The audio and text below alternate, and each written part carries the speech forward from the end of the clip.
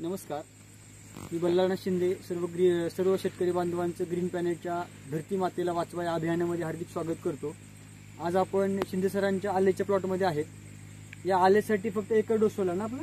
जमिनीमध्ये किती सोडले? दोन. जमिनीमध्ये 2 वेळेस डोस सोडलेला आहे. आणि स्प्रे पण 2 वेळेस झालेला आहे. आज जवळजवळ 5 महिने झाले ना? हो, 5 महिने झालेले आहेत. आणि आता थोडाफार करपा दिसतोय आपल्याला इथे, पण आज जर यांच्या परिसरामध्ये प्लॉट पाहिले आपण तर अक्षरशः करप्याने प्लॉट गेलेले आहेत. आता आपण पाहिले येते वेळेस बरेच प्लॉट, बरोबर आहे. तर सर, तुम्ही किती वर्षापासून आलं करता? आलं तरी 30-35 वर्ष. तर 30-35 वर्षापासून आलं करतात. पण तत्पूर्वी सरांचा आपण परिचय घेऊया. आणि आज तारीख आहे 26/10/2020. तर सर, तुमचं नाव आणि इथला पत्ता सांगा. वामन नामदेव शिंदे, सातारा. तर तुम्ही 30-35 वर्षापासून आले का?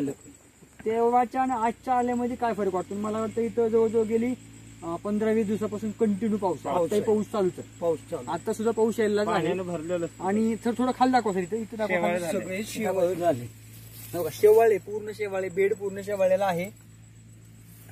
पूर्ण बेड शेवाळलेला आहे. म्हणजे इतका पाऊस झालेला आहे, प्रचंड मर्यादेच्या बाहेर पाऊस झालेला आहे.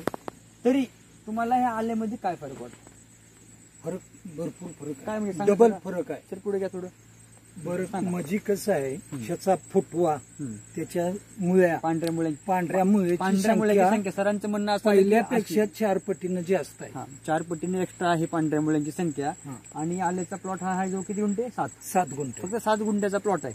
आणि जर फुटवा पाहिला आपण तर एकदम जबरदस्त काही फुटवा झालेला आहे आल्याचा. आणि आणखीन फुटवा सुरूच आहे. थोडं इकडे घ्या सर, खाली इकडे दाखवा. फोटो दाखवा थोडं.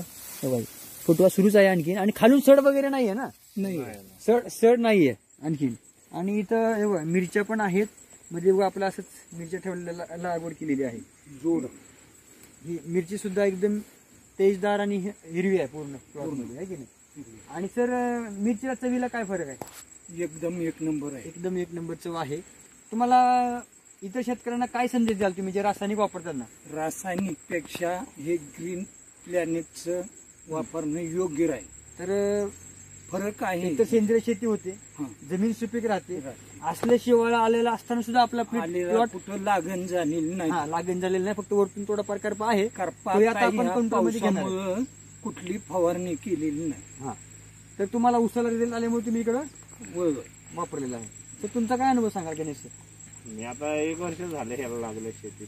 याच्या शेतीमध्ये नव्हती. म्हणजे ग्रीन प्लॅनेटची सुरुवात आणि तुम्ही शेतीमध्ये सुरुवात करायला म्हणजे आता कसं आहे, एक असं बोलता येईल आपल्याला की ऑर्गॅनिक शेतीमुळे एक तर खर्च कमी येतो, उत्पादन चांगलं भेटतं आणि आपली शेतीकडे येण्याची आवड निर्माण होते. बरोबर आहे ना? धन्यवाद सर, आपण ग्रीन प्लॅनेटच्या मिशनमध्ये सहभागी झालात आणि आपण सेंद्रिय शेतीला सुरुवात केली. त्याबद्दल मी आपलं मिरची दाखवा. मिरची लागलेत पूर्ण. आणि हाईट किती बघा सरांच्या कांद्याला लागले ते. मिरची बिनरोगी मिरची आहे. रोग नाही कसला विशेष, म्हणजे रोग नाहीये कसला मिरचीवरती. फवारणी हीच केली, एकच फवारणी ह्याची झाली. हे बघा, म्हणजे तुम्ही समाधानी आहेत? मी समाधानी आहे सर. समाधानी आहेत. थोड्या खर्चात उत्पन्न जास्त, कमीत कमी खर्चामध्ये चांगलं उत्पादन, जमीन सुपीक.